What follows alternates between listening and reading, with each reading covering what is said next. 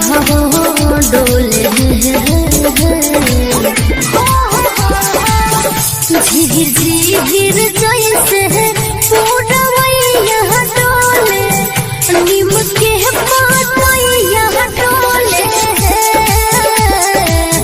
झिहिर झिहिर जैसे पूरवैया डोले नीम के पातैया डोले। माना बिनकी प्रस्तुति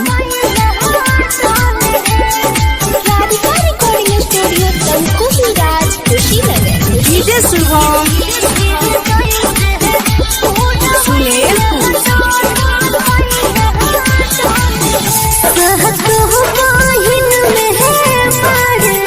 है